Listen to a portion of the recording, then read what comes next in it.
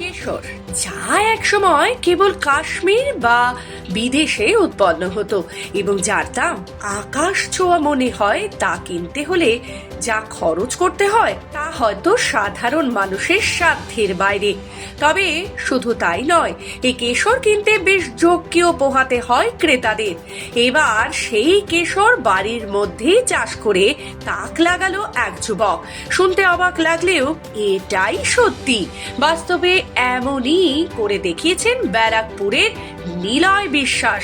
হ্যাঁ, একেবারে ঠিক শুনছেন আপনি। কাশ্মীর নয়, লখনৌ নয়, একেবারে আমাদেরই রাজ্যের ব্যারাকপুরে নিলয় বিশ্বাস চাষ করে দেখালেন কেশর।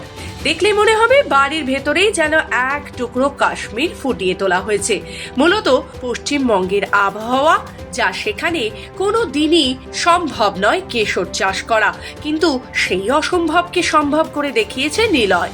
নিলয় কাশ্মীরের আবহাওয়া নিয়ে তার 6x6 ঘরের মধ্যেই তৈরি করেছেন জাফরান চাষের উপযোগী জায়গা। তবে জানা হয়েছে নিলয় ডেয়ারি টেকনোলজি নিয়ে পড়াশোনা করেছেন, যার ফলে দ্বিতীয় বছরে তার এই চেষ্টা অনেকটাই সফল বলে দাবি করছেন অনেকেই। তবে দীর্ঘদিন ধরে জাফরান চাষ নিয়ে রিসার্চ, তারপর 1,20,000 টাকা খরচ করে বিশেষ ঘর তৈরি করা, আর তারপর চাষে বেশ সাফল্যও পান তিনি। তবে সেই ঘরের টেম্পারেচার মাপার জন্য রয়েছে বেশ কিছু মেশিন, প্রয়োজন মতো আলো, যা সূর্যের আলোর অভাব মেটাতে পারে।